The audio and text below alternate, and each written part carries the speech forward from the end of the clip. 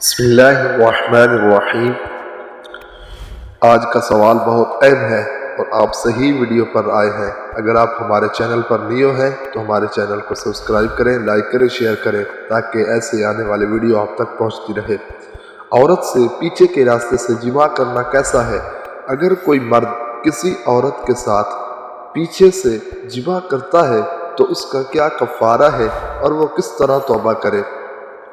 جواب: واضح رہے کہ بیوی کے پیچھے کے راستے سے یعنی جہاں سے پخانہ آتا ہے جماع کرنا اپنی بیوی کے ساتھ بھی حرام ہے، چہ جائے کہ کسی اور عورت کے ساتھ یہ عمل بدگناہ کبیرہ ہے اور خداوندی غیظ و غضب کے باعث اور مستحق سزا ہے۔ حدیث شریف میں ہے: عن ابی ہریرہ رضی اللہ تعالی عنہ قال قال رسول اللہ صلی اللہ علیہ وسلم ملعون من اتی امراتی فی دبرہا، یعنی ایسا شخص ملعون ہے جو عورت کے پچھلی شرمگاہ میں جماع کرتا ہے۔ دوسری روایت ہے عن ابی ہریرہ رضی اللہ تعالی عنہ قال قال رسول اللہ صلی اللہ علیہ وسلم ان الذی یأتی امراتی فی دبرہا لا ینظر اللہ الیہ، یعنی اللہ تعالیٰ ایسے شخص کی طرف نظر نہیں فرمائیں گے جو پچھلی شرمگاہ میں جماع کرتا ہے۔ البتہ اگر کسی سے یہ گناہ سرزد ہو جائے تو اس گناہ سے سچے دل سے توبہ کر کے آئندہ ایسا نہ کرنے کا عزم کرے۔ اگر توبہ کر لے گا تو امید ہے کہ اللہ تعالیٰ معاف فرما دیں گے۔ اللہ تعالیٰ سے خوب گڑ گڑا کر توبہ و استغفار ہی اس برے عمل سے ادراک اور کفارہ ہے۔ اور ایک بات یاد رہے کہ بیوی سے پیچھے کے راستے سے ہم بستری کا حکم، کیا اپنی بیوی ہے اپنی بیوی سے ہم بستری حرام نہیں ہے، بستری کر سکتا ہے، کیا پچھلے راستے سے ہی کر سکتا ہے؟ کیا اس کو کوئی مجبوری لاحق ہے تب کر سکتا ہے یا نہیں؟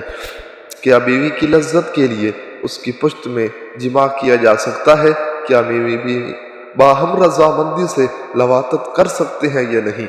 جواب: ہم بستری کے اصل محل کو چھوڑ کر پچھلے راستے میں دخول کرنا ازروہ شرع حرام ہے۔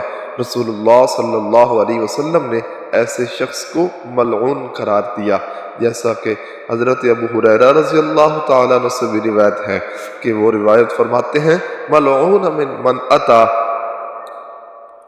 دبرہا، یعنی کہ پچھلے مقام سے جو آدمی ہم بستری کرتا ہے وہ حرام ہے، اللہ کی رحمت سے دوری ہے، لعنت کا حقدار ہے اور حلال سمجھ کر کرنا کفر ہے۔ یعنی کوئی آدمی سمجھے کہ اس کا کرنا ٹھیک ہے، میں صحیح کر رہا ہوں تو وہ کفر کر رہا ہے، اگرچہ بیوی کی رضا مندی بھی شامل حال ہو۔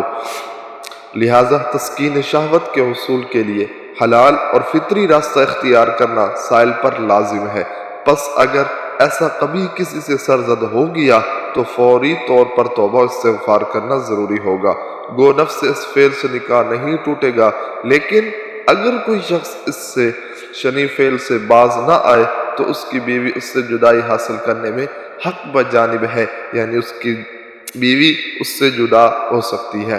البتہ پیچھے کے راستے سے آگے دخول کرنا اس کی اجازت ہے، یعنی مقام ایک ہو اور راستہ ایک ہو اور جہانب، کیونکہ اللہ رب العزت نے قرآن مجید میں کہا انا شئتم، جہاں سے تم آؤ یہ تمہاری کھیتی ہے۔